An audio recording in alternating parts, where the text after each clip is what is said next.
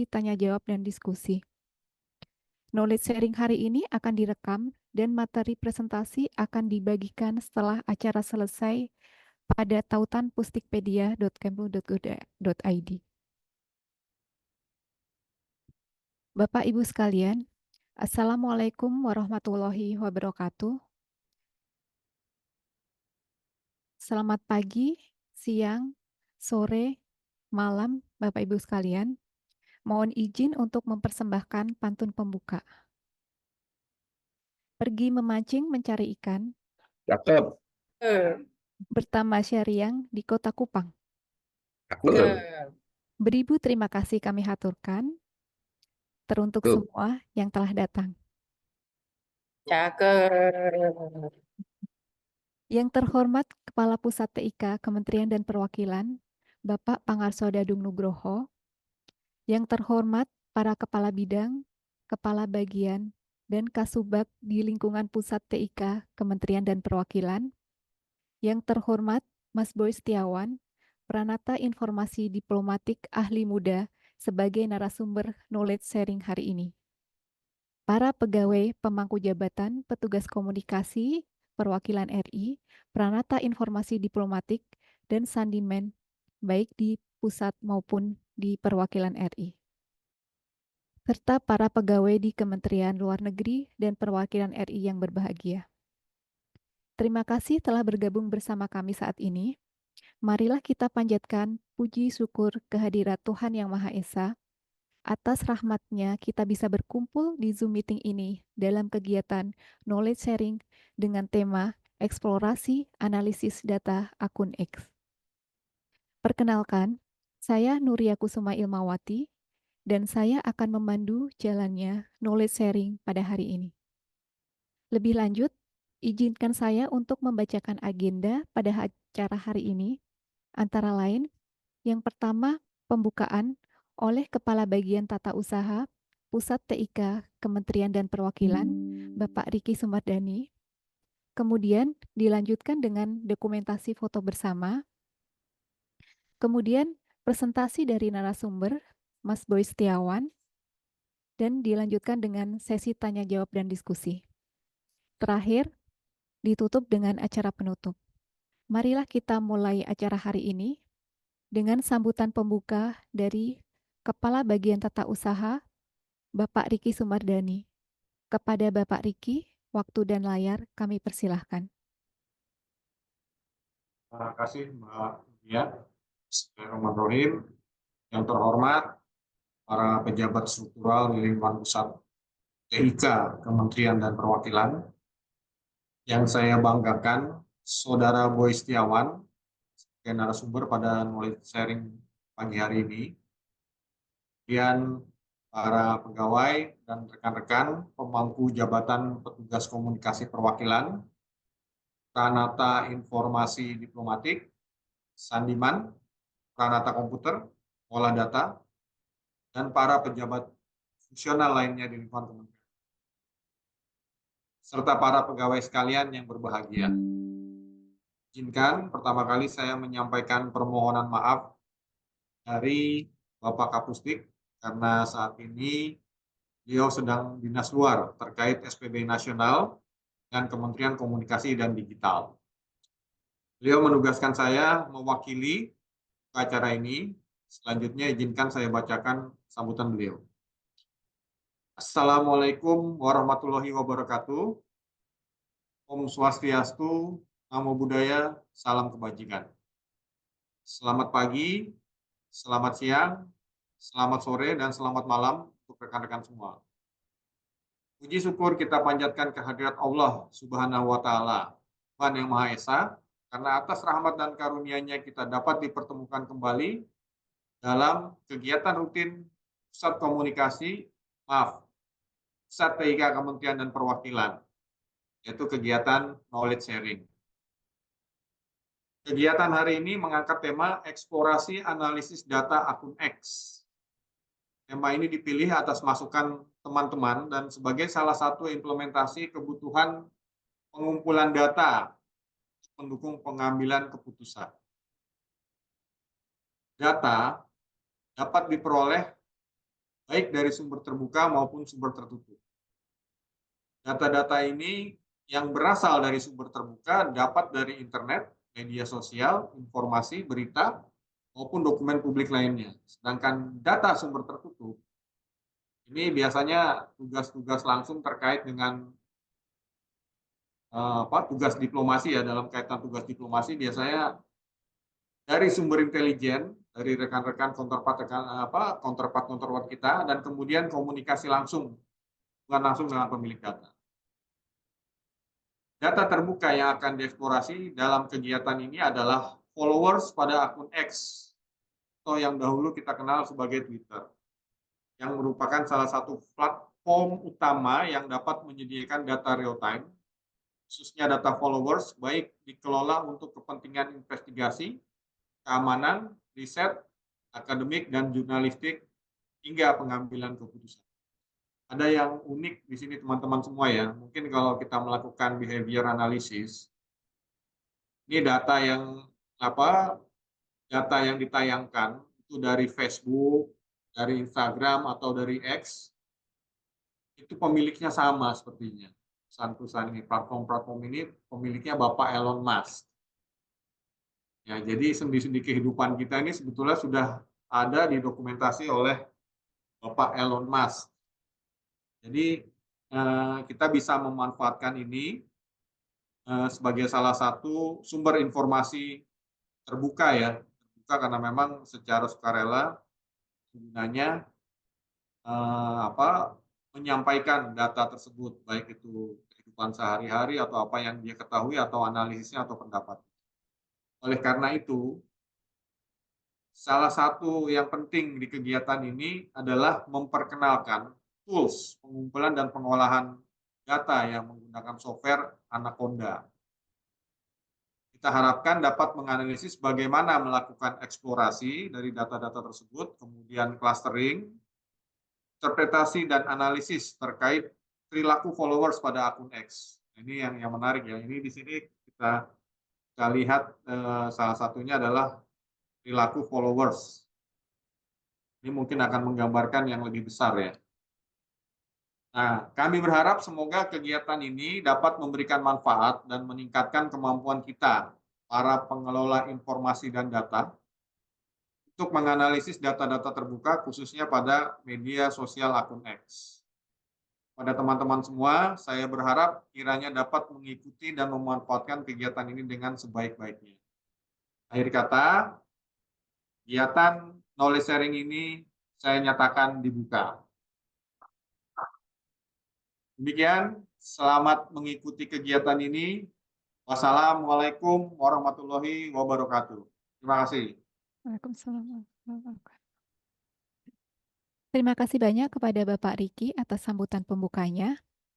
Sebelum kita memulai acara inti, marilah kita abadikan momen acara hari ini dengan melakukan sesi foto bersama.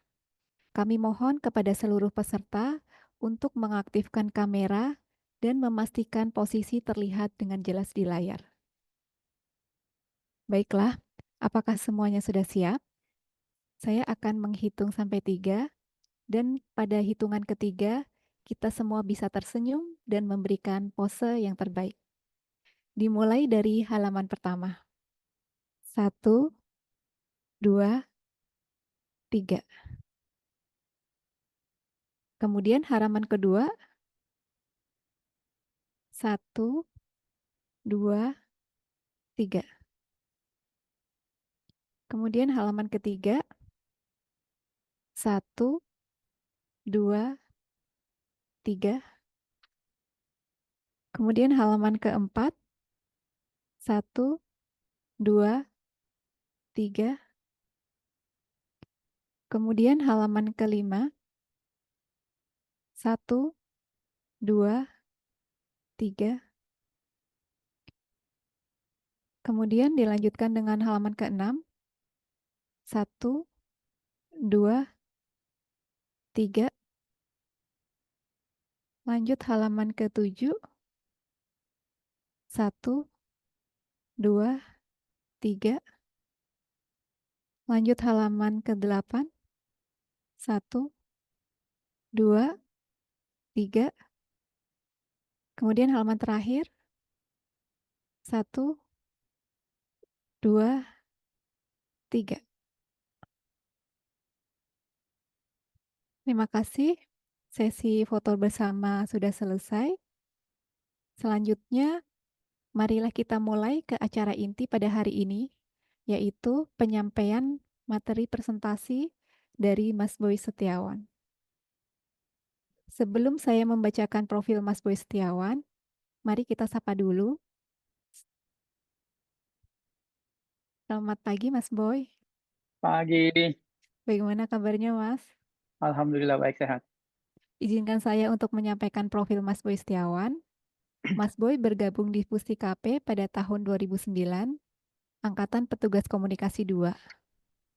Penugasan pertama Mas Boy di KBRI Bratislava, dan setelah kembali di pusat bertugas di DCC. Kemudian, penugasan kedua di KBRI Santiago, dan saat ini bertugas sebagai PK Satker BDSP atau Boye Dukung Strategi Pimpinan. Untuk mempersingkat waktu, kepada Mas Boy, waktu dan layar kami persilahkan. Terima kasih. Assalamualaikum warahmatullahi wabarakatuh. Selamat pagi waktu Jakarta, salam sejahtera untuk kita semua. Semoga kita semua dalam keadaan sehat walafiat. Amin amin ya robbal alamin. Pertama-tama saya ingin mengucapkan terima kasih kepada Pak Kapusdik beserta Pak Kabak TU dan semua kabit beserta jajarannya karena atas dukungannya kita semua bisa berdiskusi saat ini uh, dengan harapan agar menambah sedikit pengetahuan. Sebelumnya saya mau pertama minta maaf, saya berbicara di sini bukan karena saya yang tahu atau lebih pintar, enggak, saya hanya ingin sekedar sharing apa yang pernah saya pelajari sebelumnya. Harapan saya adalah saya bisa ibaratnya mengencourage atau menginspire orang-orang agar lebih mengenal sebenarnya akun Twitter Kemlu RI itu seperti apa.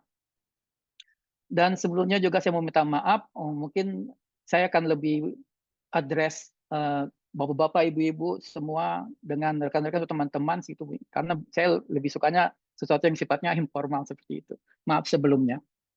Sebelum kita mulai, saya ingin nge-share pemikiran para ahli di luar sana yang udah mengerti tentang suatu problem, apa yang harus kita lakukan kalau kita mendapatkan suatu problem yang ibaratnya berhubungan sama data. Pertama adalah kita harus ngerti problemnya seperti apa. Kalau misalnya kita kasih contoh, misalnya saya datang ke kantor dan pintunya terkunci. Oke, problemnya adalah saya di kantor, saya nggak bisa masuk kantor. Oke, apa masalahnya? Pertama, mungkin terkunci karena memang terkunci, kuncinya di pintunya terkunci, atau diganjel, atau di macet, mampet seperti apa, atau bisa aja memang terkunci karena hari libur, kan seperti itu. Nah, jadi kita harus tahu masalahnya apa untuk lanjut ke langkah selanjutnya. Langkah selanjutnya adalah solusinya apa? Solusinya itu bisa banyak. Contohnya misalnya solusinya ya kita bisa dobrak pintunya. Yang penting kita bisa masuk selesai. Walaupun mungkin agak sedikit merusak. Atau mungkin kita bisa lewat jendela. Atau kita bisa ya udah lewat pintu belakang. Atau mungkin kita bisa call a friend seperti apa itu. Nah, setelah kita memilih solusinya, nah pertanyaan selanjutnya adalah data apa yang kita butuhkan. Misalnya, oke, saya tahu masalahnya pintunya terkunci, saya nggak punya kuncinya. Solusinya adalah saya mau call a friend. Data apa yang saya butuhkan? Ya, pemikiran paling gampang adalah ya saya butuh nomor telepon. Saya angkat telepon saya telepon nomornya. Apa yang terjadi? Saya bilang, oh, pagi, punya kunci nggak? Ternyata di sebelah sana jawabnya, selamat datang di pelayanan ini, pencet nomor 1 seperti itu. Nah, punya data nomor telepon itu nggak cukup. Harus data yang ibaratnya signifikan, relevan seperti itu. Oke, berarti saya butuh informasi yang lebih terhadap data saya yang punya. Oke, saya punya nomor telepon dan nama. Boy Setiawan, nomor telepon XXX. Saya telepon nomor telepon itu sibuk selalu. Ya, memang sibuk selalu karena itu nomor telepon saya. Kan? Wah, ini oke lah. Saya keluarkan data yang paling hebat. Misalnya saya punya nomor telepon Pak Menlu, nomor telepon segini, saya telepon dia. Fred, selamat pagi Pak Menlu. Saya mau nanya, Pak, saya pintu terkunci. Kira-kira apa jawaban Pak Menlu? Ya bisa bayangkan sendiri gitu kan, nggak masuk akal gitu. Kenapa? Anda apa ke kunci, tapi kan Anda nelpon saya gitu. Tapi saya kan bisa berargumen. Misalnya, kalau seorang Menlu aja nggak bisa bukain pintu masuk kantor, siapa siapa lagi gitu kan?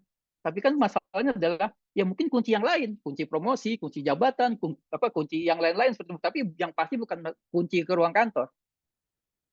Nah, jadi selain kita tahu masalahnya apa, kita udah tahu solusinya apa, kita harus tahu datanya apa.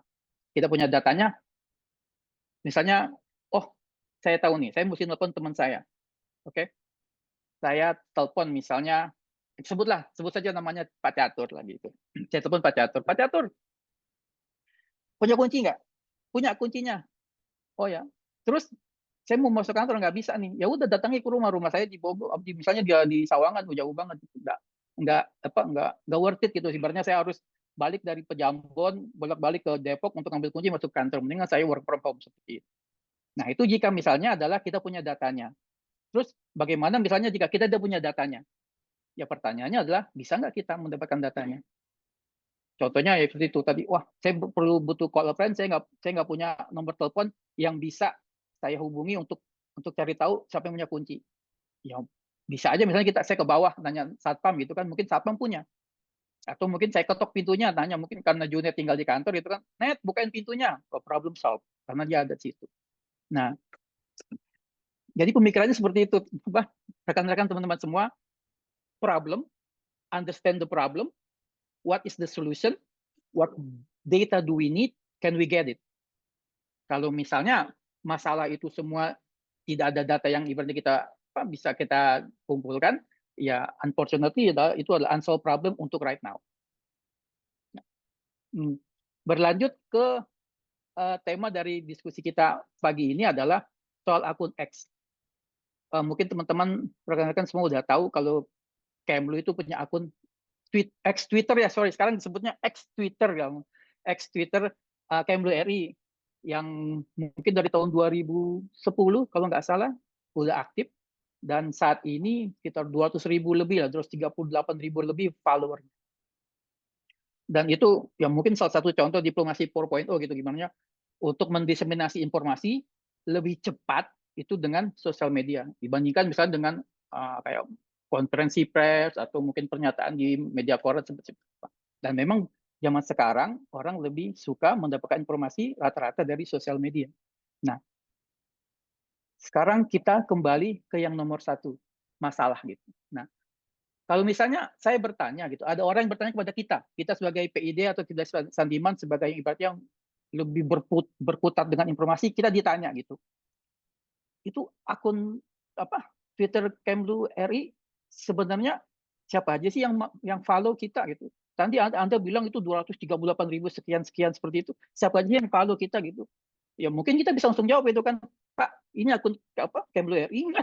Maaf, saya lagi agak-agak batuk. Akun Kemlu RI itu yang ikut adalah para diplomat. Masuk akal. Diplomat akan mengikuti akun Kemlu RI. Tapi give me your data. Apa yang membackup pernyataan Anda? Oh, maaf Pak, mungkin para ambasador. Oke, give me your data. Apa dasar Anda berkata bahwa yang mengikuti akun Kemlu RI, yang mengikuti diseminasi informasi Kemlu RI selama ini itu adalah para diplomat atau para ambasador? Mungkin ya kita bisa saling berargumentasi gitu kan. Ya mungkin kementerian Pak, mungkin human rights lawyer atau seperti apa, mungkin bisa aja pengangguran ikut akun Kemlu RI, toh kita nggak bisa saling berasumsi seperti itu. Nah, ujung-ujungnya adalah kita harus ngerti masalahnya apa. Kalau ditanya ibaratnya siapa yang nge-follow, berarti kita masalahnya adalah berarti kita perlu daftar follower akun Kemlu RI. Selesai. Oke. Terus ada lagi pertanyaan kedua. Tadi kamu bilang yang ikut itu adalah ambasador, kamu yang ikut itu adalah diplomat, students, apapun itu, profesional gitu, seperti apa, mungkin artis seperti itu apa. Oke, kalau secara garis umum, kira-kira yang ikut akun Kemlu, follower kita itu seperti apa sih profilnya? Nah itu pertanyaan yang agak ngejelimet juga gitu. Tapi kalau kita ngambil garis tengahnya, ya kita butuh data follower akun Kemlu RI. Terus yang ketiga, pertanyaannya, dari mana aja sih 200.000 sekian itu, dari mana aja? Saya ingin tahu apakah itu follower dari Indonesia kah, atau mungkin dari Jakarta kah, atau hanya ibaratnya di luar negeri aja kah, seperti itu. Itu yang akan kita bahas di pagi hari ini. Dan sebagai disclaimer, tadi Pak Kabak udah bilang, Pak Riki, kalau data yang kita pakai adalah data open source gitu. Sebagai disclaimer, memang untuk mendapatkan data ini, saya tidak mendapatkannya secara jalur yang benar. Jalur yang benar adalah kita menggunakan API yang berbayar kepada X-Twitter dengan Bang Elon itu, dan dengan uang itu kita diberikan akses untuk mendapatkan data itu. Saya menggunakan jalur scraping gitu. Jadi disclaimer-nya seperti itu. Saya melakukan scraping-nya itu tahun 2021. Jadi kita tidak akan menggunakan kondisi yang real 2024 sekarang ini, hanya di tahun 2021 saya melakukan itu selama 1 minggu untuk mendapatkan akun follower Kemlu RI. Seperti itu. Nah, sekarang mari kita lihat data apa yang kita punya. Sebentar saya izin share.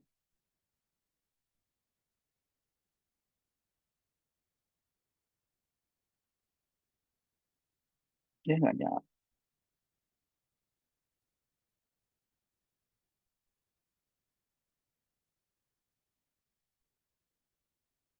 Sudah kelihatan ya?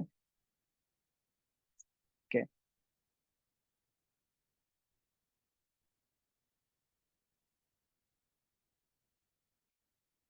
Teman-teman, rekan-rekan semua, datanya semua ini ada di link yang di undangan sudah saya share beserta notebooknya. Jadi jika ingin bereksplorasi silakan, jika ingin ada ditanyakan kepada saya silakan.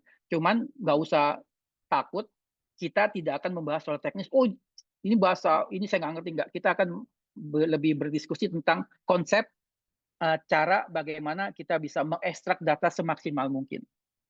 Oke. Ini saya sebagai disclaimer saya kasih tahu, ini adalah akun Kemlu RI diambil bulan Mei 2021. Kalau kita lihat ada 192.906 follower Kemlu ketika bulan Mei 2021. Kalau kita lihat sekarang, dia posisinya ada di 238.200. Mungkin beda 40 ribuan gitu. Berarti mungkin setahun ya 10.000 lebih, sehari 20 sampai 40 akun Kemlu yang meng-follow akun Kemlu per harinya.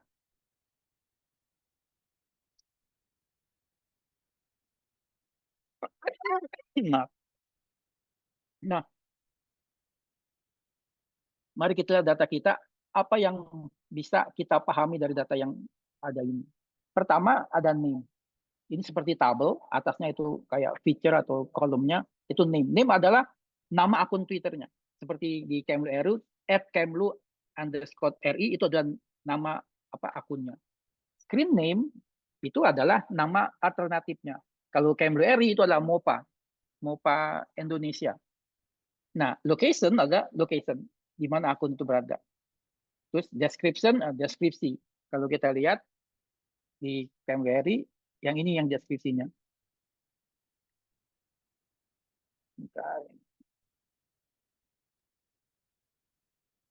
Terus followers, ini adalah pengikut. Jadi sebagai recap aja, kalau di Twitter itu, sebuah akun bisa mengikuti akun yang lain. Semakin banyak akun yang mengikuti akun dia, semakin bagus dia, semakin banyak seperti trendsetter. Nah, friends adalah akun yang dia ikuti. Kalau misalnya kalau di Kemlu RI itu dia mengikuti akun presiden, akun apa gitu. Listed itu seperti di WhatsApp group. Jadi kalau kita misalnya saya punya WhatsApp group keluarga, kalau saya pengen tahu apa yang terjadi di keluarga saya akan buka tab WhatsApp group keluarga saya seperti itu. Itu adalah listed. Jadi pengertiannya adalah akun itu punya sekian WhatsApp group lah prinsipnya seperti itu. Created adalah tanggal di mana akun Twitter itu dibuat, di-create. Favorit, ya seperti namanya, itu kalau berapa banyak dia sering ngasih tanda low pay lagi. Verified itu yang ada akun yang sudah di-verified, sudah dipastikan memang benar orangnya ini dan dialokasinya di sini. Dan status itu adalah jumlah tweetnya. Kalau kita lihat di akun Kemlu.ri, ya ini yang dibilang tweet seperti ini. Kondisi WNI di Iran aman, Indonesia dengan tegas mengutuk dan sekian seperti itu. Pertanyaan pertama, siapa aja sih yang ikut akun Kemlu.ri? Ini kehapus nih. Potong. Sorry, potong nih.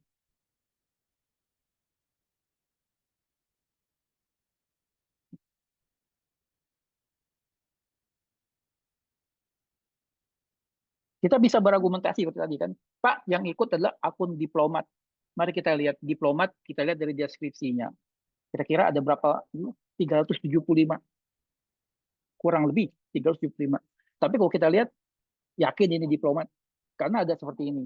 FF Al-Huda, accidental diplomat. Apa artinya accidental diplomat? It's not diplomat as we know it, gitu kan. Terus ada misalnya, apa lagi? Ministerio de Relaciones Exteriores de la República, kelihatannya Guatemala. Ya mungkin itu kayaknya bukan diplomat, tapi itu adalah kementeriannya MOPA-nya Guatemala yang menjadi follower daripada akun Kemlu.ri. Seperti itu. Tadi kita juga bisa bilang, ya ternyata yang ikut adalah ambasador misalnya gitu kan. Ambasador. Yes, 174. Tapi kalau kita lihat, nggak semuanya itu ambasador. Ada brand ambasador ramen Ichikaru. Apapun artinya itu. Jadi, datanya itu tidak mencerminkan pernyataan kita. Karena harus dibersihkan lagi. Kita nggak bisa bilang gitu. Dari 192.000 sekian follower Kemlu.ri itu hanya 174 kurang yang ambasador. Mungkin kan lebih daripada 0,01% seperti itu. Nah, terus yang pertanyaan keduanya, ini agak menarik. Bagaimanakah profil follower akun Kemlu.ri secara umum?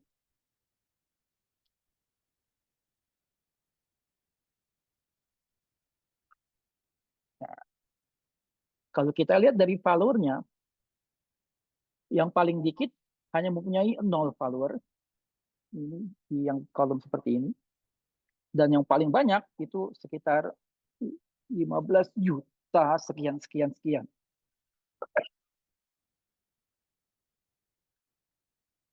Nah, teman-teman semua, bagaimana kita bisa membuat profil akun follower Kemlu.ri itu dari data followers? Kita akan menggunakan yang namanya ilmu statistik. Sebagai contoh misalnya gini, kita pernah belajar waktu SMP itu, saya ingat banget belajar SMP, kita belajar statistik, kita dikasih angka, misalnya angka 1 sampai 10, tapi urutannya misalnya berantakan. Misalnya angka yang pertama adalah 10, 3, 5, 8, 1, semua itu sampai sekian. Nah, terus guru kita bertanya, berapakah nilai rata-ratanya? Kita akan jawab ya berarti 1 tambah 2 tambah 3 sampai dengan tambah 10 dibagi 2. Seperti itu kan. 5,5 kurang lebih. Nah, kalau untuk kasus ini kita tidak bisa menggunakan statistik rata-rata seperti itu. Kita akan menggunakan statistik yang namanya statistik kuartil. Pengertian statistik kuartil adalah datanya itu adalah berurut. Contohnya misalnya dari data yang berantak itu kita akan mengurutkan jadi 1, 2, 3, 4, 5 sampai dengan 10. Jadi nilai rata-ratanya adalah 5 dan 6 tambah 2 bagi 2, ditambah dibagi 2. Terus itu adalah Q kedua, kuartil kedua. Terus kuartil pertama itu adalah dari kuartil kedua sampai angka yang pertama itu dinilai 3. Ya benar, dinilai 3. Terus kuartil ketiga itu ada angka 8. Jadi angkanya urut. Nah, kenapa kita menggunakan statistik kuartil, karena kalau kita menggunakan statistik biasa, kita pakai rata-rata, misalnya gini, ada data 1, 2, semua situ, tapi bukan 10, angka akhirnya ada 100.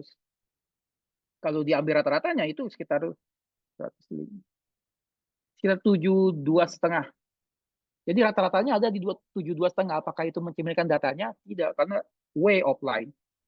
Nah, nilai-nilai 100, nilai-nilai yang ibaratnya nggak masuk akal ini, itu yang sering kita sebut di data science itu adalah outlier. Nah, untuk saat ini, untuk membuat profilnya, kita akan memakai statistik sederhana yang namanya statistik kuartil. Ini gambarnya, itu udah ada di notebook yang saya share. Kita akan mengambil 50% daripada populasi akun follower Kemlu.ri itu yang memang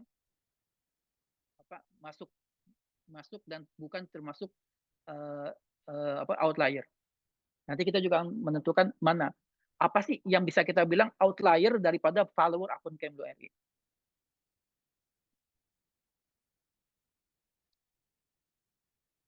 Nah, kalau di sini lihat kuartil kedua itu di angka 31, kuartil pertama di angka 25, kuartil ketiga di angka 173. Itu yang saya gunakan bagi patokannya ini.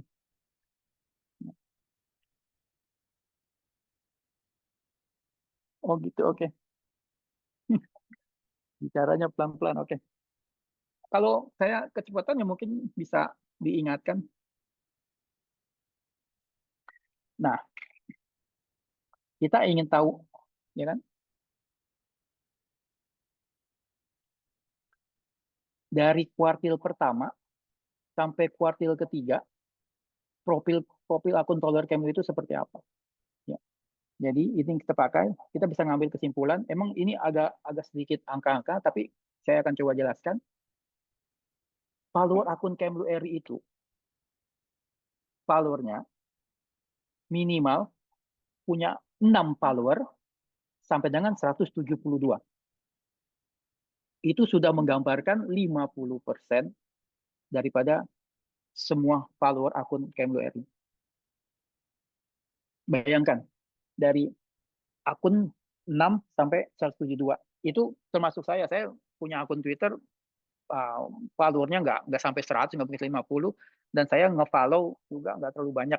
Jadi rata-rata memang akun yang masih masuk akal lah, ibaratnya bukan sesuatu yang kayak chatbot atau apa seperti itu. Akun yang memang mencari informasi. Nanti kita akan lihat ke belakangnya seperti apa. Karena orang yang punya akun follower kecil, ya ibaratnya anggaplah bukan tipe-tipe orang yang suka main gadget, suka sharing sana sini seperti itu. Jadi memang akun yang masih normal, 50%. Terus apa yang outliernya? Outlier daripada akun Kemlu.ri itu adalah akun yang mempunyai follower minimal 426 sampai 15 juta sekian-sekian. Jadi kalau udah ada di atas 426, itu kita bisa bilang ini akunnya kayaknya udah nggak cocok masuk sebagai follower Kemlu.ri. Bukan nggak cocok, ibaratnya nggak boleh follow, nggak gimana? Profilnya tuh nggak masuk, nggak masuk. Karena yang menjadi profil, yang ibaratnya yang menjadi target diseminasi selama ini ternyata adalah akun yang mempunyai follower 6 sampai dengan 172. Nanti kita akan lihat outlier seperti apa sih sebenarnya yang follow akun Kemlu.ri. Nah, kalau lower outlier saya nggak terlalu banyak bahas karena ya pasti yang tidak mempunyai follower sama sekali seperti itu. Di sini adalah minimal 0, maksimal adalah 4. Ya. Nah, kalau kita kembali ke gambar, kita ada nih dari garis ini, dari kuartil ketiga sampai sebelum dibilang outlier, ibaratnya masih masuk akal gitu loh untuk menjadi follower daripada akun Kemlu.ri, itu angkanya berapa sih? Itu adalah di higher value, upper outlier means, yang ini.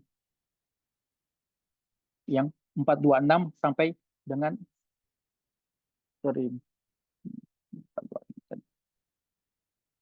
dari minimal 174 sampai dengan 424 gitu. 174 sampai dengan 424. Jadi kalau sampai dengan ini 174, jadi kalau misalnya ada akun follower dari 0 sampai 174, itu udah mewakili semua populasi akun yang mengikuti Kemlu RI. Nanti kita lihat secara gambar. Kalau secara angka memang si akun agak sulit. Mari kita lihat ini dulu. Ini adalah upper outlier-nya follower Kemlu RI. Kalau kita lihat nomor ada seperti liputan6.com. Nah, itu bukan tipe-tipe follower yang masuk dalam ibaratnya secara umumnya akun pengikut si Kemlu RI. Karena dia followernya itu 3 jutaan. Wajar, liputan.com adalah sumber berita dan mungkin yang ngikutin akun Kemlu RI adalah ya ingin dapetin berita. Seperti itu kan. Ya. Dan ada juga kayak berita satu, semua seperti itu. Nah, yang nilai-nilai kecil adalah yang ini, Sadik Pandangkar di data yang sampai seperti ini. Nah, ini adalah outlier-nya. Ibaratnya, kayaknya nggak cocok ya, kalau ibaratnya kita lihat dari follower, dia mengikuti akun Kemlu RI. Nggak cocok di sini, bukan berarti, wah udah itu nggak kita anggap, nggak. Berarti ada nilai lebih dari mereka.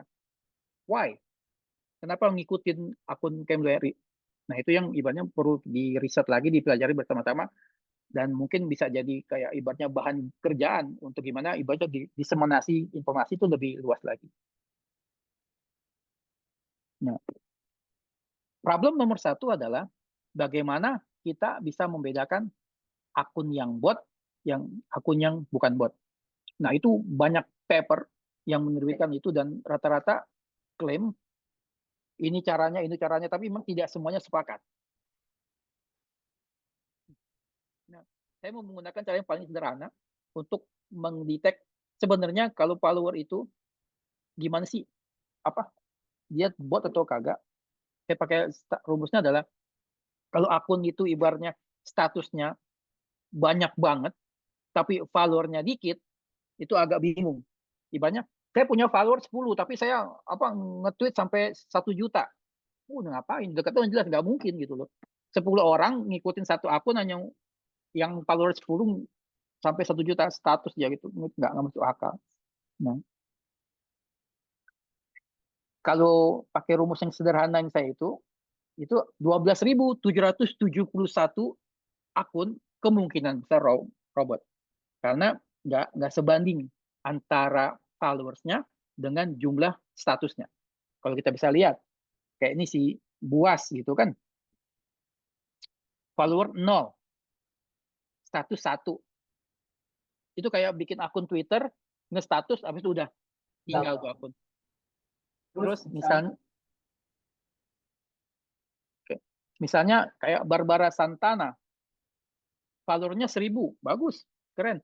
Tapi sampai 684.000 nge-tweet. Human itu saya rasa nggak masuk akal kalau ibarat sebagai human gitu, ibaratnya setiap hari seperti apa dia sampai bisa menghasilkan tweet sebanyak itu. Terus misalnya Ranjit Kumar, dari deskripsinya keren, follow us at @gobrobenplossi bla bla bla bla bla, dia sampai 738.000 sekian seperti itu. Sedangkan followernya hanya 233.4. Nah, jadi kita bisa dapat insight dari sini, ibaratnya kemungkinan besar kalau 12.000 itu berarti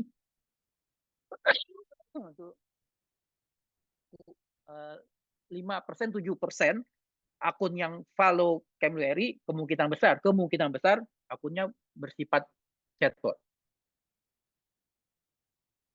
Nah, yang benar-benar itu bisa kita bilang ibaratnya bukan chatbot tapi memang orang dan memang dia akunnya dia follow akun Kemlu RI itu untuk dapat informasi adalah akun yang dari tadi itu yang pertama tuh yang yang Q1 Q3 itu kita dikuartilkan lagi untuk dapatkan 50%-nya lagi. Itu adalah akun yang setidaknya punya 14 follower dan paling banyak 73. Outlier ada di 161. Nah, itu adalah sekitar 25% daripada seluruh akun yang ngikutin follower Kemlu. Ini yang ibaratnya benar-benar profil core-nya. Ibaratnya ini kayaknya bukan chatbot, dan memang ini adalah human yang emang mencari informasi dan nggak neko-neko. Nggak seperti ibaratnya apa-apa share atau apa, nggak, pokoknya ini nggak neko-neko, memang dia nyari informasi. Itu profilnya. Jadi kita bisa gitu ibaratnya dengan sedikit keyakinan kita bisa bilang kalau secara umum akun yang mengikuti Kemlu RI itu adalah akun yang mempunyai 14 follower atau 73 follower paling banyak.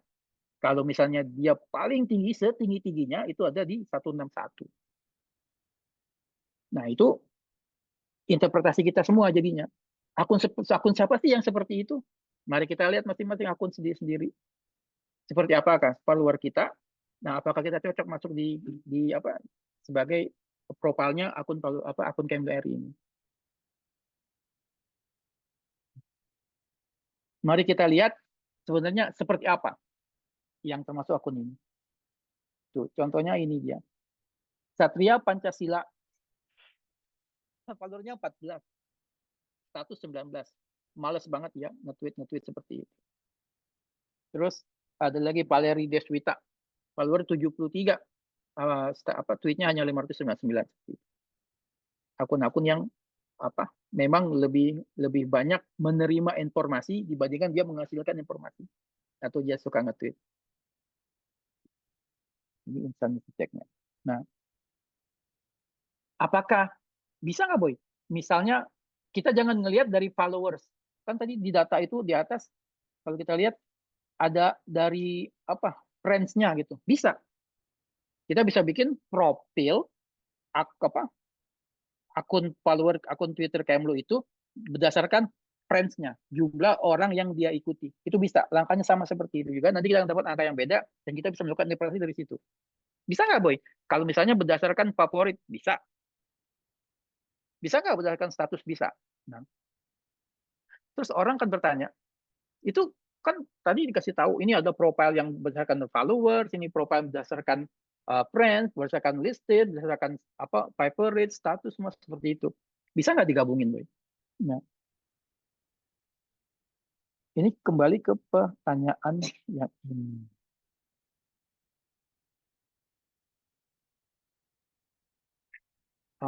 Teman-teman rekan-rekan sekalian, ya. Tadi ketika kita ngebahas soal followers, soal quartile itu mungkin tadi ada yang slip atau apa gitu, tapi itu adalah membahas angka yang direpresentasikan secara one dimensi, hanya satu dimensinya. Kita tuh gampang menggambarkan sesuatu yang satu dimensi.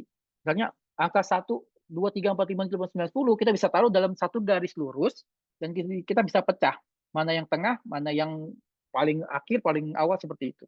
Gampang. Itu kita akan ngerti.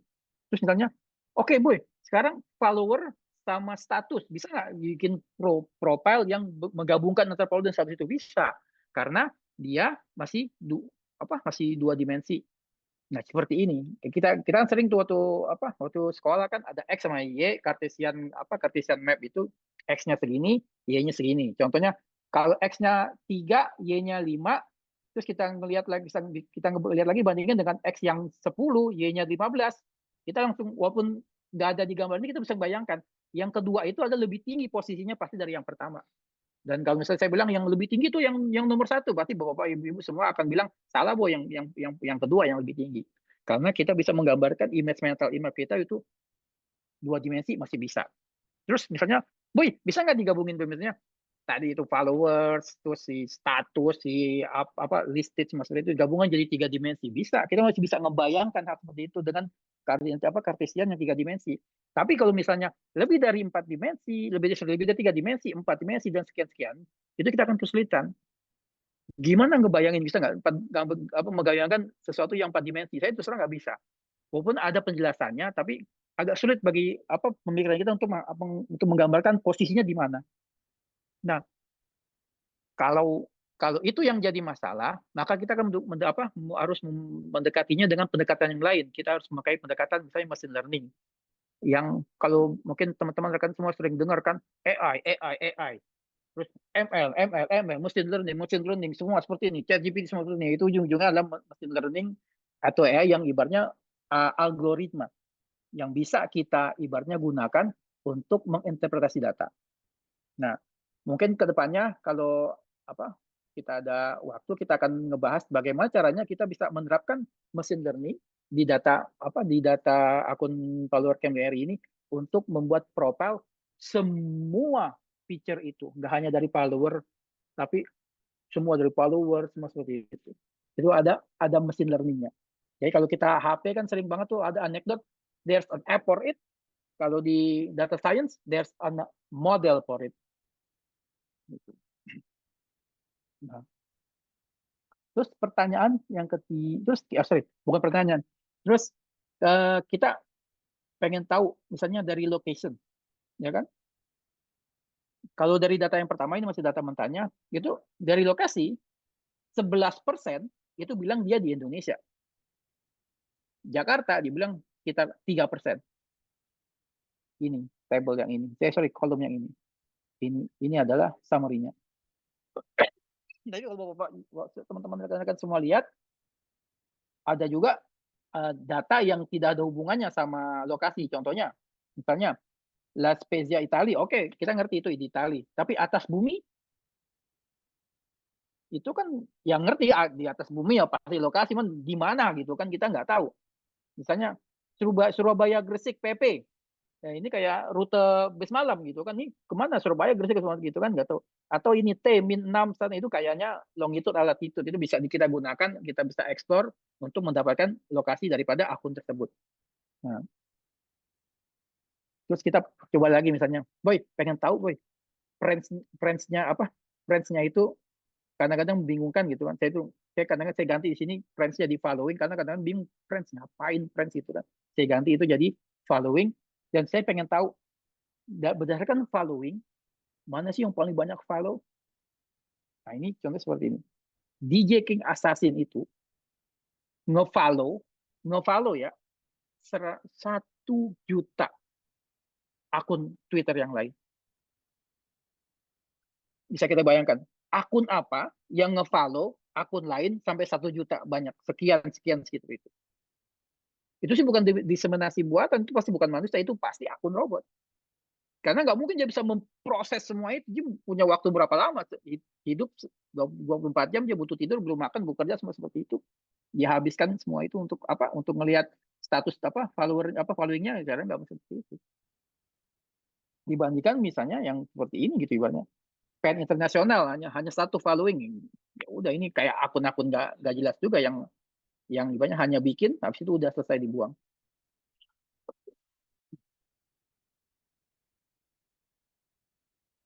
Nah, mari kita lihat followingnya di atas 2000 short followingnya. Nah,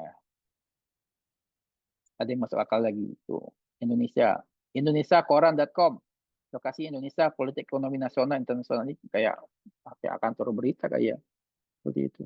Nah, dan dia normal. Kalau di mata saya yang menemukan aja followernya 547, dan dia hanya nge-tweet sampai 21.000, sedangkan dari deskripsinya dia jelas ini kayaknya seperti kantor berita.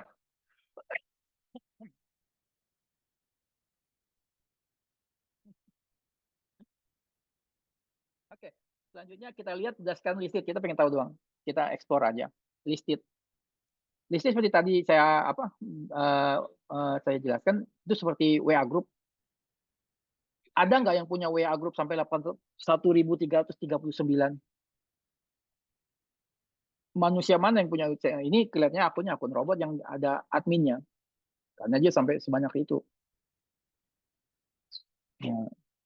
Terus ada lagi di situ bawah, kita lagi. Siapa akun yang paling tua yang mengikuti Kemlu RI? Ya, pertanyaan yang ibaratnya sound stupid gitu, tapi kalau misalnya kita disuruh menjawab pasti bingung gitu kan. Siapakah akun yang paling tua yang mengikuti akun Kemlu RI? Kalau tanpa data kita nggak bisa jawab. Tapi iya, kita bisa jawab, kita bisa bilang akun yang namanya Endra Nasution itu adalah akun yang paling tua yang mengikuti akun Kemlu RI. Di-create tahun 2026, sedangkan akun Kemlu RI itu 2010 kalau nggak salah. Jadi dia 4 tahun sebelum akun Kemlu RI punya akun Twitter, dia udah punya akun Twitter. Followernya banyak, 219.300 sekian. Seperti itu. Dan dia statusnya juga banyak, dia kayaknya juga sama, dia punya admin juga katanya. Dan dia verified. Berarti emang benar. Dia siapa yang dia bilang dirinya siapa. Nah, ini contoh aja kalau misalnya kalau nanti di explore notebook yang saya kasih, ini contohnya untuk mencari misalnya dari screen name siapa nyari nama. Kalau di sini saya kasih tahu nama saya sebagai pegawai Kemlu, saya kalau akun Kemlu sesuai arahan pimpinan, saya akun nama saya adalah Mas Boye gitu. Ya kalau bisa dilihat hanya 34, friends-nya 50. Saya juga nggak tahu itu follower saya 34 itu siapa itu, karena saya nggak pernah merasa untuk menarik follower seperti itu. Nah, ini menarik nih. Who gives the biggest favorite? Favorit itu orang yang demen lope tiap kali ada tweet lope. Nah, kalau misalnya kayak menurut RI banyak bisa mendekati akun-akun ini, ya, itu kemungkinan besar apapun yang kita tweet di lope sama dia. Karena kayak Abdullah Emir Pramudia itu 900.000 dia ngasih love favorite. Nah, jadi kayak kalau di marketing, mungkin kalau untuk desain marketing ini ada target gitu banyak. Saya ingin tweet saya banyak yang ngasih love seperti itu. Approach akun-akun ini. Terus akun-akun yang verified ada berapa sih? Ya, kalau verified kita lihat hanya 652. 652 akun yang verified yang mengikuti akun Kemlu RI.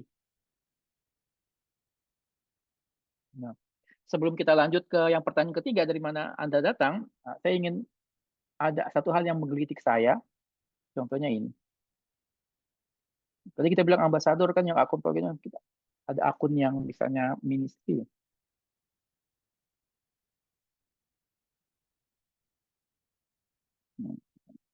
Foreign.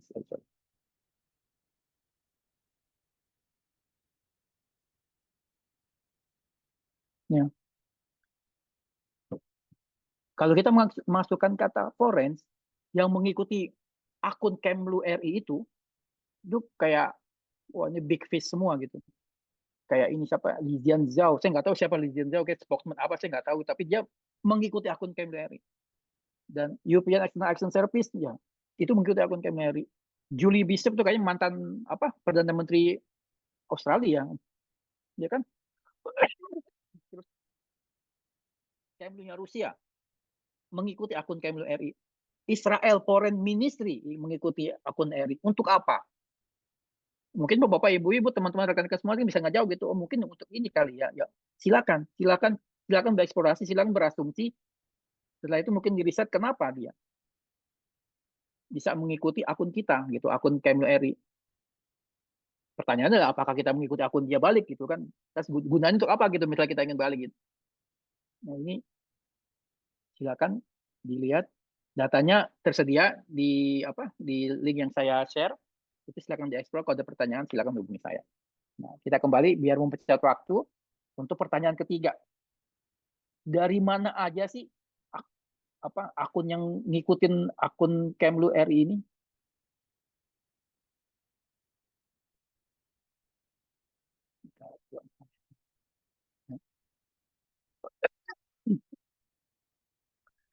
Kalau kita lihat, ini kan kalau kita short gitu ya, ketika kita short di kolom lokasi, itu kita bisa melihat kalau sini 12% adalah bilang dia ada di Indonesia.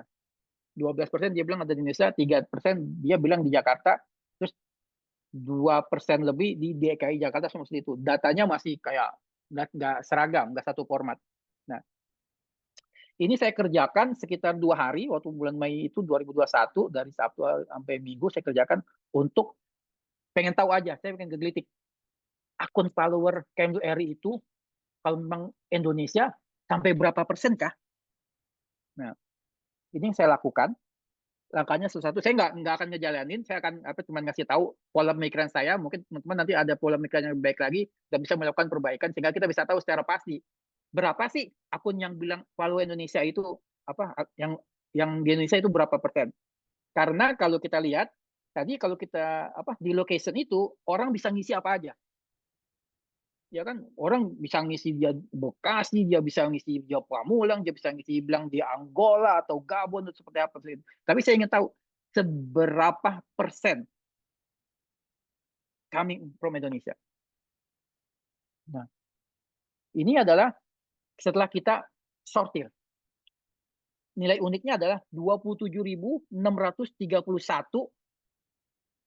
tempat yang berbeda. Jadi kayak saya gitu, DKI Jakarta dengan Jakarta itu dibedain karena ya nggak sama gitu kan. Komputer tahunya ada itu sesuatu yang beda. Jakarta is DKI. Kalau kita manusia bilang ngerti gitu kan, oh DKI Jakarta adalah sama seperti DKI Jakarta. Tapi kalau komputer bilang, oh value-nya ini loh, berarti dia dianggap beda. Nah, terus hal yang pertama saya lakukan adalah saya nyari data provinsi Indonesia. Ini provinsi, saya nggak tahu sekarang ada beberapa provinsi ya. Yang saya tahu waktu itu provinsinya masih 33. Sekarang buat 37 kali ya? 40. Maaf, jadi kalau datanya mungkin nggak revisi yang sesungguhnya ini ketika tahun 2021 saya dapat data waktu itu masih 33. Nah, data provinsi ini saya akan bandingkan. Di pengertian bandingkan ini misalnya ini, kalau ada kata Jakarta, itu berarti di Indonesia. Logikanya seperti itu bagi saya gitu, gimana gitu. Kalau ini di lokasinya ada kata Jakarta, itu berarti orang posisinya di Indonesia. Kalau ibaratnya tidak bukan Jakarta atau tidak dalam nama provinsi, maka kemungkinan besar itu saya skip karena dia bukan di Indonesia. Jadi ini adalah logika pertama yang saya pakai. Di location itu apakah ada kata yang sama dengan provinsi yang ada di Indonesia. Hasilnya adalah dari 27.600 sekian nilai unik itu turun jadi 24.000. Ada progres. Oke. Terus apalagi nih yang bisa saya coba nih. Nah, gimana kalau misalnya kecamatan?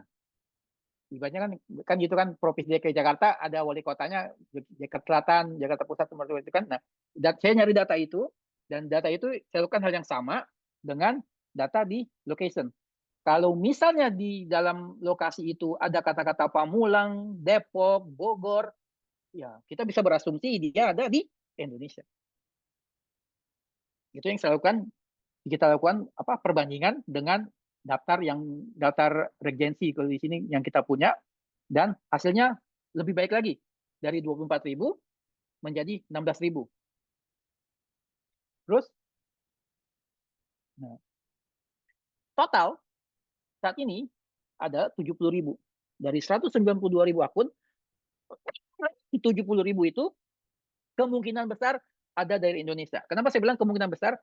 Karena memang bukan data yang ibaratnya saya bisa bilang pasti ini asli dari Indonesia loh Pak. Saya udah bandingkan dengan nama provinsi, dengan nama kecamatan, semua itu enggak. Ibaratnya ini adalah asumsi kita kalau misalnya ada kata Jakarta, itu orang pasti kemungkinan besar di Indonesia. Karena tidak menutup kemungkinan. Kayaknya gini, orang asing yang saking cintanya Indonesia, terus dia bilang di lokasinya I am in Jakarta. Itu nggak, sama di Twitter boleh aja. Nah, makanya ini adalah asumsi kita ya. Jika ya setidaknya gitu dia relate dengan Indonesia karena dia ada salah satu nama provinsi atau nama kecamatan. Nah. Dan masih ada sekitar 121.938 akun yang tidak bisa diidentifikasi. Terus saya mentok. Waduh, udah provinsi, udah kecamatan, itu kan udah wali kota kecamatan lah gitu. Asik, apalagi nih? Oke, mari kita berpikir go internasional. Mari kita cari data kota dan nama negaranya. Nah, itu yang saya cari dan itu saya jadi patokan untuk mengfilter lokasi selanjutnya. Contohnya gini, Tokyo itu di Jepang, Jakarta itu di Indonesia, masuk akal. Saya sudah kumpulkan datanya sekitar 26.000 sekian itu nama-nama kota di seluruh dunia dengan negaranya. Nah, itu saya bandingkan ya, kan masih ada 120 itu yang belum teridentifikasi Indonesia, itu saya membandingkan dengan daftar kota-kota itu. Hasilnya not good karena hanya 72.460 aja yang ibaratnya akunnya teridentifikasi dengan salah satu nama negara yang ada di kota-kota itu. Tapi masih 120.000 lebih yang unidentified. Aku udahlah, waduh, mentok nih. Udah provinsi, udah kecamatan wali kota, apalagi nama desa. Saya cari data nama desa di Indonesia, dan data itu, nih, ada berapa nama data desanya?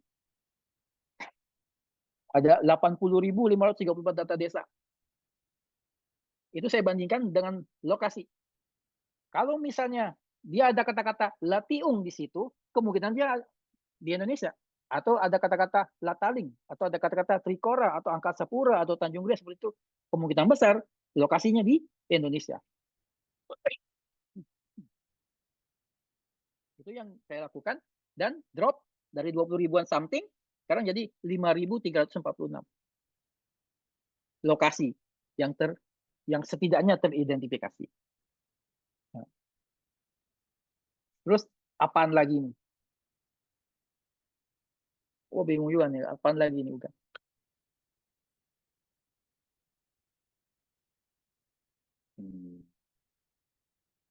Ini mentok nih. Ini pas hari Sabtu selesai. Lanjut lagi hari Minggu.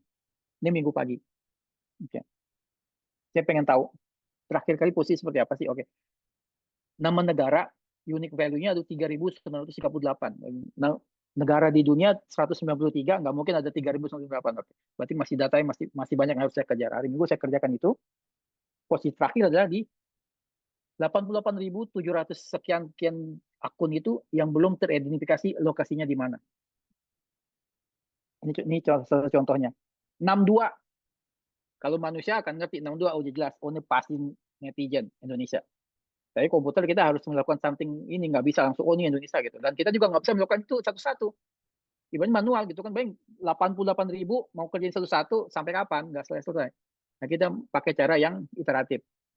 Nah, akhirnya regency list-nya itu yang tadi daftar kecamatan itu, saya cari nilai uniknya, saya potong-potong. Pengertian saya potong-potong seperti ini. Misalnya ada kecamatan bilang Jakarta Selatan, itu dipotong jadi 2, Jakarta dan Selatan. Terus misalnya ada Bekasi Utara, Bekasi dan Utara, seperti itu. Jadi kalau ada kata Bekasi, atau ada, jadi Bekasi Utara ada 2 nilai yang berbeda. Kalau misalnya ada kata Utara, yang minimal kayaknya sih ini orang dari Indonesia. Dan itu yang saya bandingkan dengan country-nya. Turun jadi 3.920. Kemungkinan besar 390 kemungkinan besar terakhir ada 88.693 yang belum identified. Lanjut lagi. Sekarang pakai tadi buat kecamatan, ini pakai desa. Dipecah jadi 2, dipecah tuh kata-katanya desa. Kalau misalnya ada desa Tumaritis, desa dan Tumaritis jadi 2, desa dibandingkan, ada nggak kata-kata desa, ada nggak kata-kata Tumaritis? Kalau misalnya ada di lokasi, kemungkinan besar dia di Indonesia. Nah, itu turun lagi. Jadi 306 nilai value unik di lokasinya. 87.600 sekian-sekian seperti itu. Kita lihat lagi. Masih ada aja tuh 62. Dan kesel kan, masih ada kata JKT, terus masih ada door. Saya nggak ngerti doornya itu di mana. Pokoknya pikiran saya, wah, aduh ini ngapain lagi nih? Ya, ternyata ada nih data, apa sih kalau ini, latitude, longitude. Min 6.99 bla bla bla sampai 110 bla bla seperti itu ada. Nah, itu data yang saya pakai selanjutnya. Saya filter mana aja yang memakai data longitude dan latitude, dan saya pakai library untuk cari tahu ini lokasinya di mana sih. Nah, hasilnya adalah ini semua dari yang latitude. Jaka Permai, Lagun, Jaka Sampurna, Bekasi. Ini orang Bekasi jelas, dan Condong Catur Depok, terus Canggih Airport, Jalan Sudirman dari nilai longitude dan latitude itu. Dan hasilnya adalah saya kembalikan lagi seperti tadi. Bandingkan dengan apakah ada kota yang di dunia, misalnya kalau misalnya ada kota Jakarta, dia pasti di Indonesia seperti itu, dibanding seperti itu lagi, iteratif terus-terusan seperti itu. Hasil akhirnya ini nggak memuaskan, ya kan? Sekarang ada country namanya 25 Lahnusrab, saya nggak bisa bahasa Jerman, sorry, Kajuit Lumnomborg Nord, seperti itu. Nah, seperti itu. Ini hasil daripada si apa mengubah apa latitude longitude ke alamat. Jadi aku makin berantakan data yang saya punya waktu itu. Tapi setidaknya saya udah mulai melihat nomor satu Indonesia, ada Malaysia, Singapura, India, Australia, Prancis, itu masih ada harapan. Ya udah, akhirnya saya bandingkan lagi maaf, secara manual. Kalau ada kata Netherlands itu pasti Netherlands Belanda. Kalau ada Deutschland itu pasti Jerman. Kalau kata Italia itu pasti Italia. Ada Atlantik itu pasti Madagaskar. Saya lakukan seperti itu secara manual. Terus bandingkan lagi. Drop ke 1832. Dari 2000 sekian something tadi jadi 1832. Oke. Dan statusnya adalah sekarang dari 87.000 yang belum identified jadi 86.000 teridentified. Lihat lagi apa aja sih, masih ada aja teman-teman dua di situ. Tapi ada nggak ngerti BTS Army itu apa, nggak ngerti. Tapi Witel itu seperti itu. Wah, ini mentok nih. Teknik apa aja yang bisa lagi kita pakai untuk mencari lokasi. Oke. Lanjut. Nah, akhirnya ini kayaknya saya berhenti sore makan dulu atau apa seperti itu, jalan sama keluarga, lanjut lagi.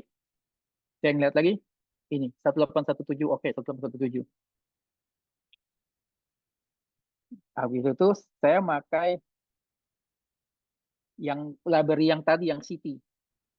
Bandingin lagi, ada nggak city di kata-kata itu yang mirip city ini pasti negaranya ini seperti itu. Lanjut lagi pakai seperti itu, di iteratif lagi. Kalau punya ide seperti ini, Bapak pakai semuanya pakai seperti itu. Nah, ujung-ujungnya jadi 1817.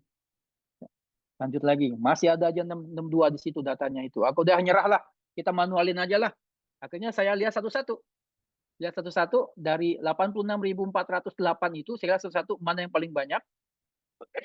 62 itu saya bilang, kalau ada 62 itu Indonesia lah. Terus kalau misalnya konten kata-kata JKT itu pasti Indonesia, karena saya yakin itu kelihatannya sih Jakarta seperti maksudnya apa gitu kan. Ya itu saya bikin satu-satu. Ini bisa saya waktu itu. Ini codingnya. Ya, ujung-ujungnya turun jadi 1.507. Masih jauh dari harapan. Tapi setidaknya sekarang 85.000. Nah, dapat. Terus saya punya ide lagi. Bagaimana kalau nama orang Indonesia sama nama orang Inggris pasti beda. Nama orang Indonesia sama orang Jepang pasti beda gitu kan. Udah pikir saya, oh ya udah, kayaknya sih masuk akal juga banyak kalau kita pakai nama, kayaknya kita bisa menentukan lokasi dari orang itu. Mungkin teman-teman langsung bilang, oh boy salah boy, ada nama, ya kita ngerti nama Indonesia, ada nama Indonesia yang agak ke timur tengahan. Dan nama saya juga, nama saya Boy Setiawan. Saya orang kalau boy itu nggak mungkin orang Indonesia seperti itu, saya ngerti gitu.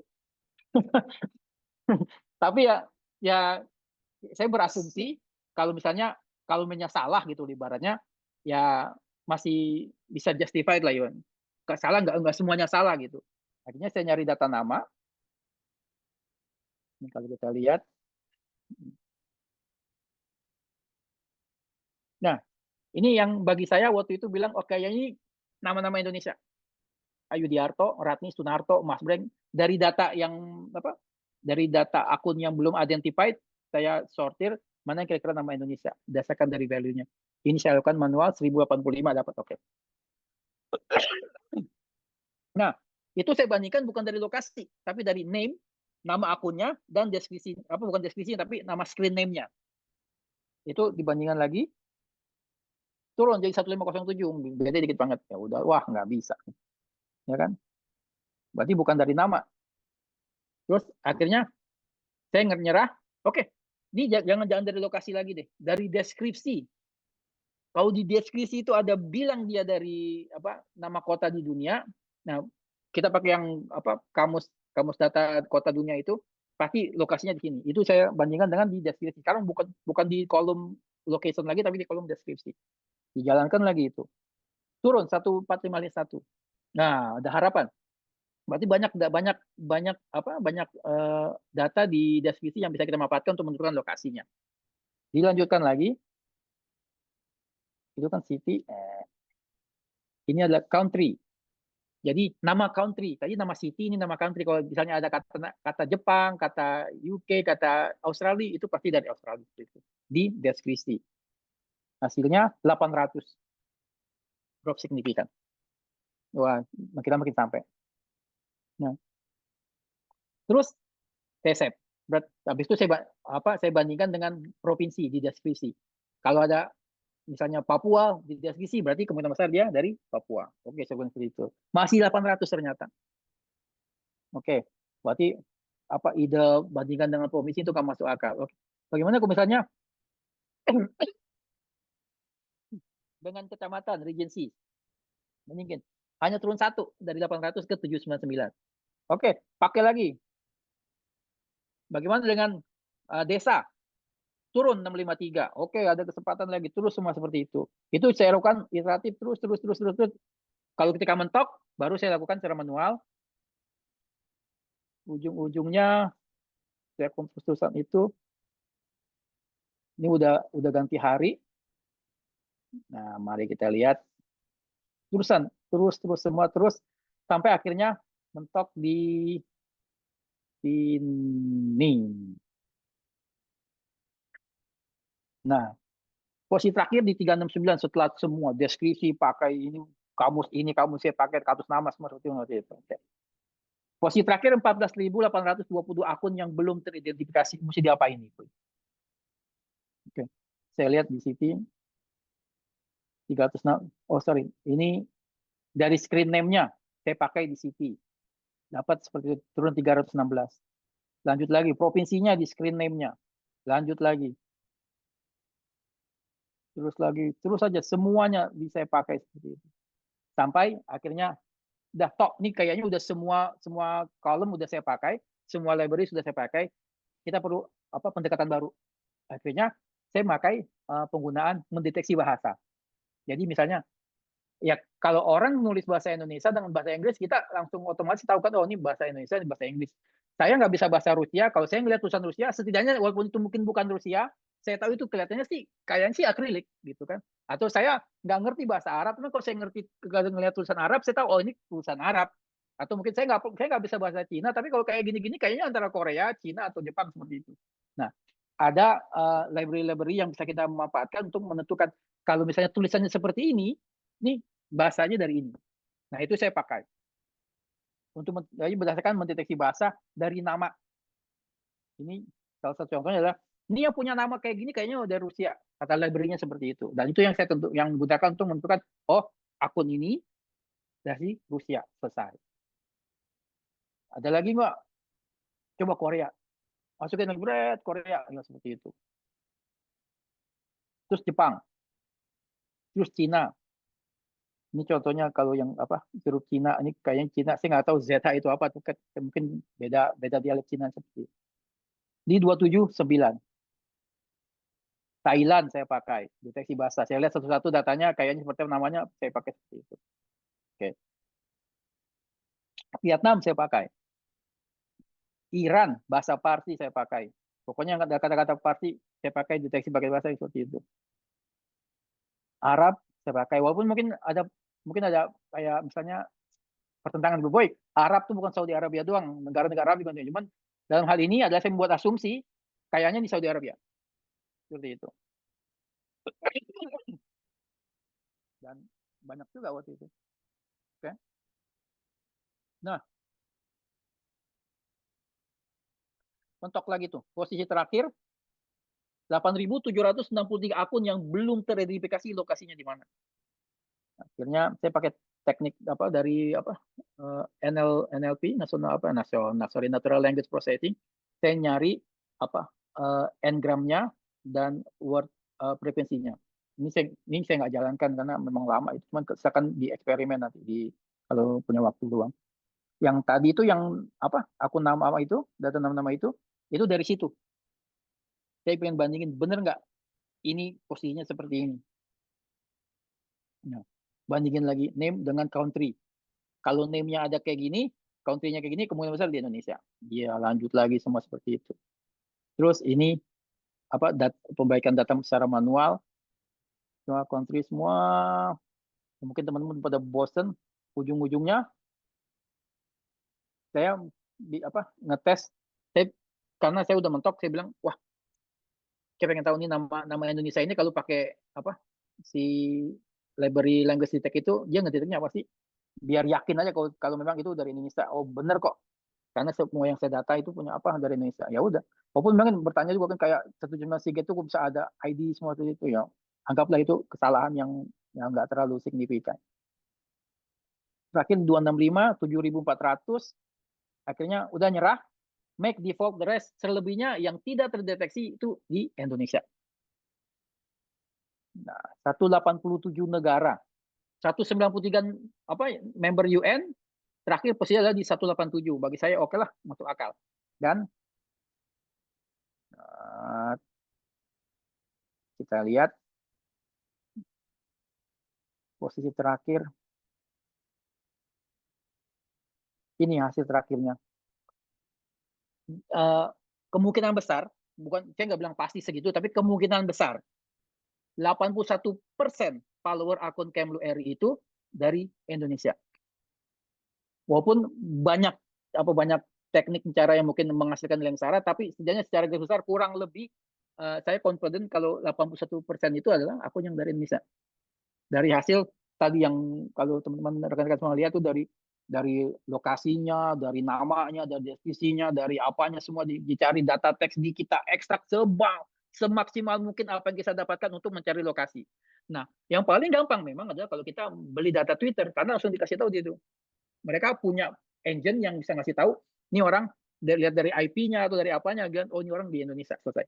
Tapi karena kita tidak waktu itu nggak punya resources untuk beli data, kita menggunakan teknik-teknik seperti itu untuk mencari tahu lokasinya. Nah, kalau dari saya sekian itu aja untuk menjawab 3 pertanyaan itu. Saya hanya ingin kembali mengingatkan, pertama adalah jika kita punya masalah itu berhubungan sama data, pertama kita harus tahu problemnya apa. Masalahnya apa, problemnya apa, setelah itu solusinya apa. Solusi itu nggak cuma satu ya. Contoh gini, solusinya ada, boy, disuruh juga boy, bikin cari tahu siapa aja yang ikut akun follower perwakilan RI. Call a friend itu solusi. Bukan berarti soal mengerjakan gini, enggak. Call a friend solusi, itu solusi karena namanya solusi banyak. Nah, jika solusi itu membutuhkan data, nah pastikan datanya itu valid atau enggak. Kalau misalnya kita nggak punya data, bisa nggak kita cari datanya? Kalau misalnya data yang nggak bisa cari, ya mau ngapain data yang nggak bisa cari? Gimana kita bisa mencari solusi dari permasalahan itu? Nah, sekian kata mungkin dari itu saya sampaikan. Terima kasih atas waktunya. Semoga bermanfaat. Dan kalau misalnya banyak salah kata atau mungkin salah penyampaian, saya mohon maaf. Ya, wabillahi taufiq wal hidayah. Wassalamualaikum warahmatullahi wabarakatuh. Assalamualaikum warahmatullahi wabarakatuh. Waalaikumsalam. Terima kasih banyak kepada Mas Boy atas presentasi yang sangat informatif dan sangat komprehensif tentang eksplorasi analisis data akun X. Saya yakin banyak dari kita yang mendapatkan wawasan baru yang sangat berharga. Kemudian sebelum memulai sesi tanya jawab, marilah kita simak video berikut ini.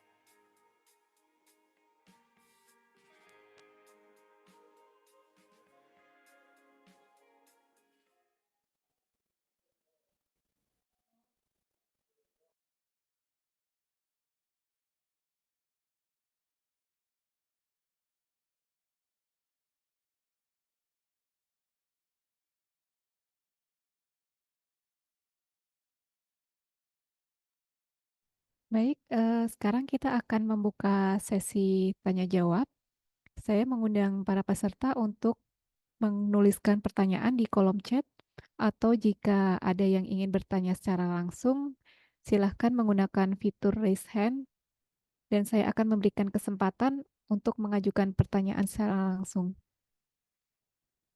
Untuk memulai sesi tanya jawab ini, saya akan membuka kesempatan untuk 3 pertanyaan pertama. Kami persilahkan bagi Bapak Ibu yang akan mengajukan pertanyaan.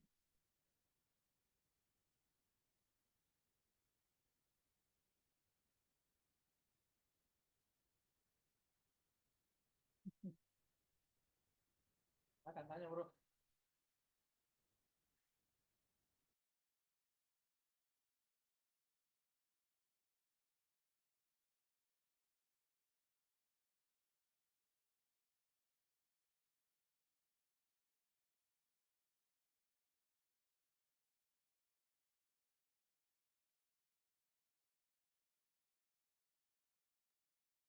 Baik, saya akan membacakan beberapa pertanyaan yang sudah masuk.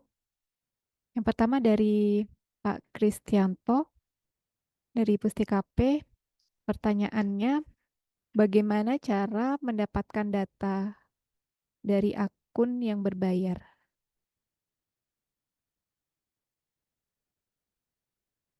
Kepada Mas Boy dipersilahkan. Terima kasih Pak Kris atas pertanyaannya. Ada apa akun yang berbayar gitu. Agak bingung nih, akun yang berbayar itu di Twitter itu kan gratis kan? Maksudnya memang tidak ada akun. Saya mungkin ada akun, saya kurang ngerti akun yang berbayar sebetulnya. Tapi saya ngerti maksud pertanyaan Bapak. Nah, Twitter sebagai perusahaan itu tidak menjual data secara langsung, harus ke pihak ketiga. Jadi ada yang namanya kayak library API apa Firehose yang disediakan oleh penyedia data ketiga. Nah, di situ kita bisa menggunakan layanannya dengan fee. Karena tidak langsung ke X atau Twitternya itu enggak, tapi ke pihak ketiga itu yang saya tahu. Karena saya sendiri belum pernah apa mengakses mengakses data data Twitter X ini dengan cara berbayar gitu. Karena yang saya tahu waktu itu memang agak mahal. Pengalaman saya waktu di sisi itu kita memang tidak pernah menggunakan akses yang berbayar untuk mengakses data Twitter. Kita mengaksesnya secara ya ini API yang limited atau yang sistem scraping yang saya lakukan untuk mendapatkan data yang sekarang ini, Pak. Terima kasih, Pak. Terima kasih Mas Boy atas penjelasannya.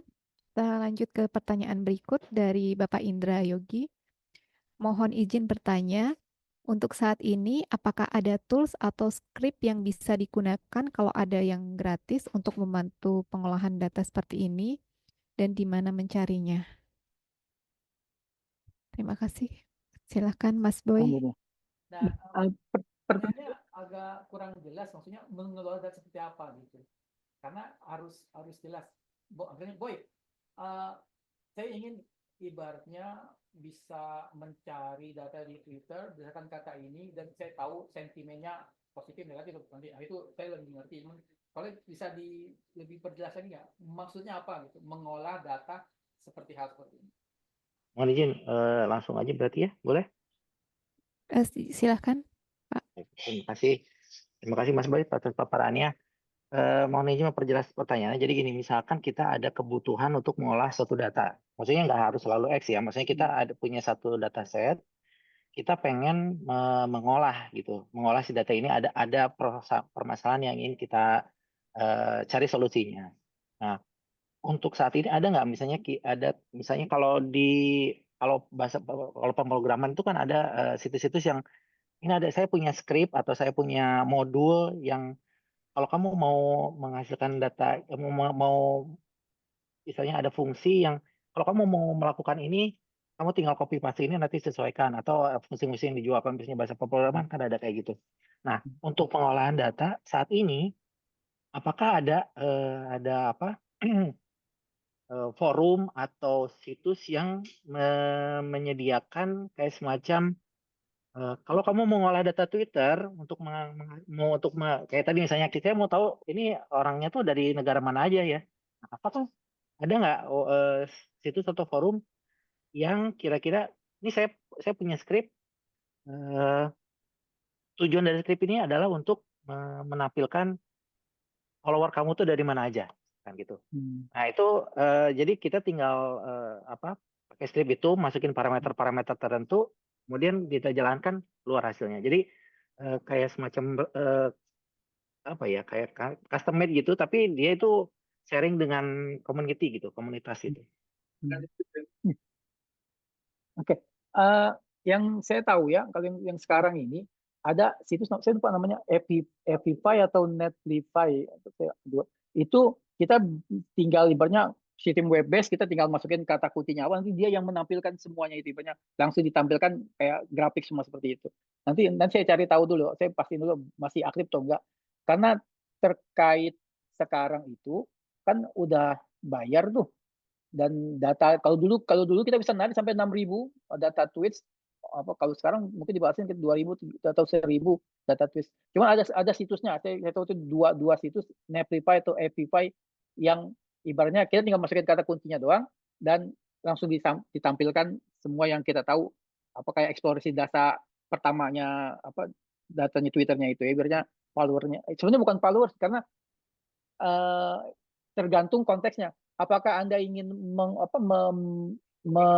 mencari tahu soal akunnya yang terkait sama follower dan lain-lainnya, atau ingin tahu soal tweetnya, yang berarti terkait sama misalnya interaksinya, sentimennya, atau apa aja yang kita cari seperti itu.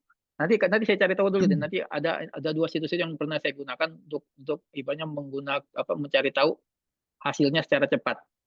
Nanti deh. Makasih.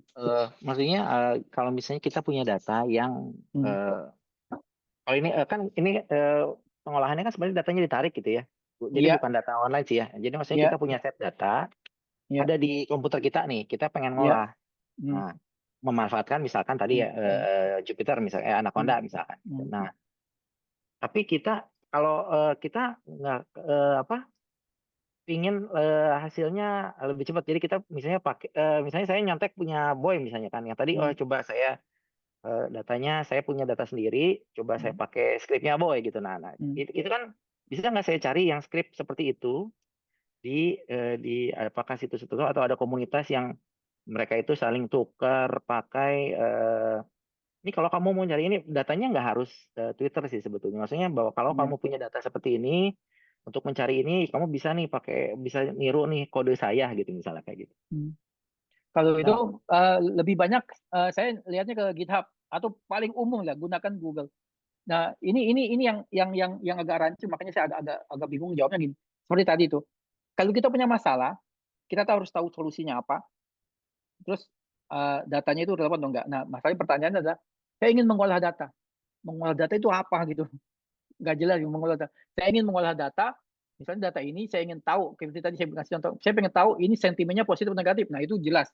Oh, masalahnya adalah mencari tahu sentimen daripada data ini. Nah, apa yang saya butuhkan datanya ada, toolsnya apa aja, itu nanti saya cari. Kalau misalnya saya ingin mengolah data apa? Oke, jadi gini, saya udah tahu solusinya apa. Maksudnya gini, misalnya saya punya masalah, oh ini solusinya berarti caranya begini. Datanya saya ada. Nah, untuk mengaplikasikan si solusi itu, saya pengen tahu apakah ada yang sebelumnya pernah punya masalah seperti ini dan punya solusi yang sama. Nah, kayak gitu.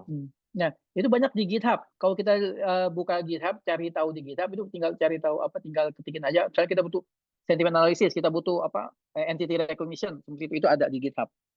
Saya lebih banyak lari ke GitHub atau cari ke paper yang ibaratnya ngasih tahu saya domain permasalahan saya ini dan code saya ada di sini.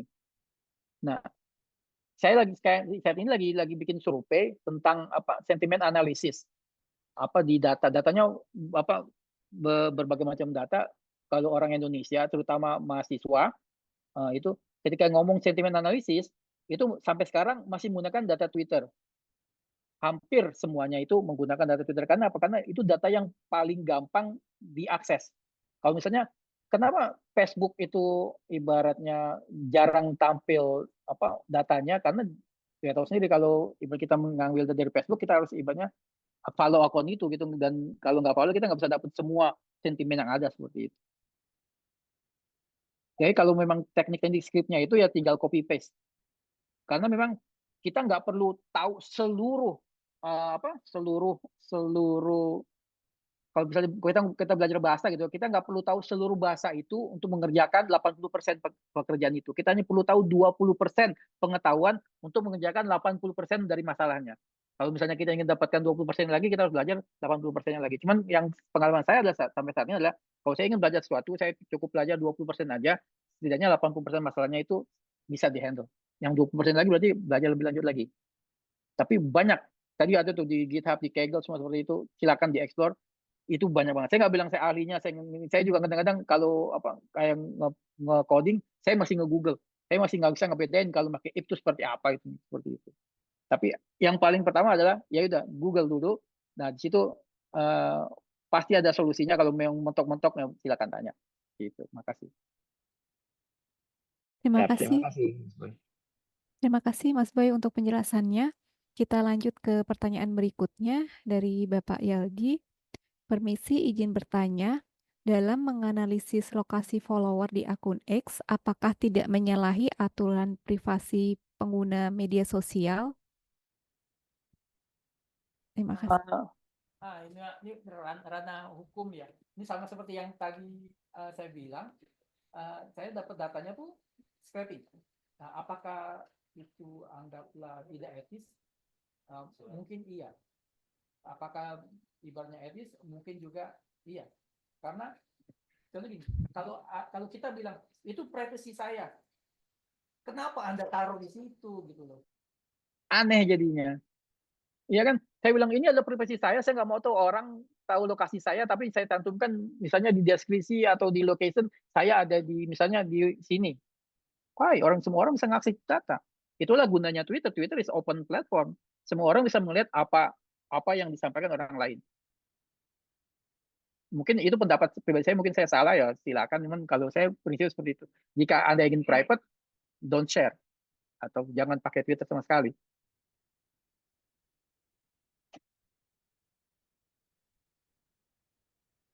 Oke, terima kasih atas penjelasannya Mas Boy.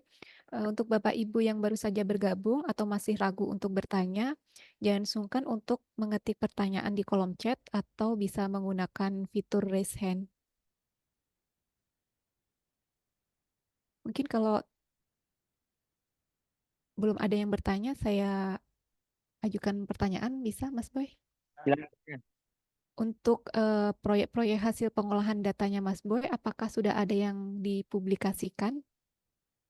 Oh, saat ini saya lagi proses publikasi yang kemarin saya share di grup WA itu lagi proses peer review dari BSKLN, dan hanya itu yang saya proses review. Cuman saya pernah coba submit soal deteksi kanker di TCGA datasetnya, tapi itu ditolak karena tidak ada pembaruan karena hasil akhirnya itu tidak sesuai harapan. Dan saat ini saya lagi publikasi, yaitu saya lagi bikin survei tentang sentimen analisis di Indonesia.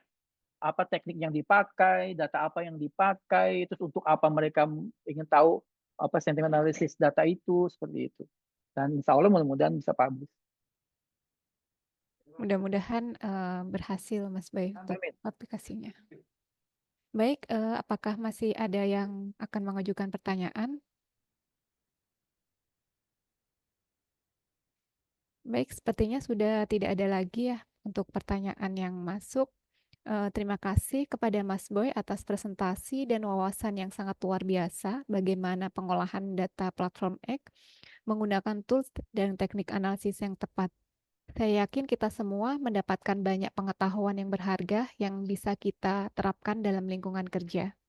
Saya juga ingin mengucapkan terima kasih kepada semua peserta yang telah berpartisipasi secara aktif dalam sesi tanya jawab dan diskusi. Partisipasi para peserta sangat penting dalam membuat acara ini sukses dan bermanfaat bagi semua. Sebelum menutup acara, izinkan saya untuk menyampaikan beberapa poin penting yang telah kita bahas hari ini dengan Mas Boy. Yang pertama, setiap orang memiliki peran untuk memegang kuncinya masing-masing, baik sebagai pembuka pintu yang sebenarnya ataupun kunci bagi jabatan, posisi, dan pengambil keputusan. Yang kedua, jika ada masalah, kita harus tahu problemnya itu apa, solusinya apa, dan jika solusi itu membutuhkan data, pastikan data itu valid atau tidak. Kemudian dari data-data follower, kita bisa menyediakan ataupun menjawab pertanyaan terkait misalnya siapa saja followersnya, bagaimana profilnya, lokasi di mana, dan lain-lain yang bisa kita analisis juga berdasarkan tool dan minat-minatnya dari data-data tersebut. Kemudian hasil eksplorasi dan analisis data tersebut nantinya bisa dipakai untuk proses pengambilan keputusan ke depannya maupun jika ingin meng-approach terkait sesuatu hal. Bapak dan Ibu, jika masih memiliki pertanyaan lebih lanjut atau masih ingin mendapatkan materi presentasi, kami akan membagikan rekaman dan materi yang disampaikan oleh pembicara pada aplikasi Pustikpedia. Sekali lagi, terima kasih atas kehadiran dan partisipasi dari Bapak Ibu semuanya. Kami berharap informasi yang disampaikan pada hari ini dapat membantu Bapak Ibu semuanya dalam pelaksanaan tugas dan fungsi masing-masing. Izinkan saya untuk memberikan sebuah pantun penutup. Siang hari makan kuaci, makan bareng bersama ibu terkasih. Cukup sekian acara hari ini. Saya ucapkan banyak terima kasih. Kecap. Cakep. Akhir kata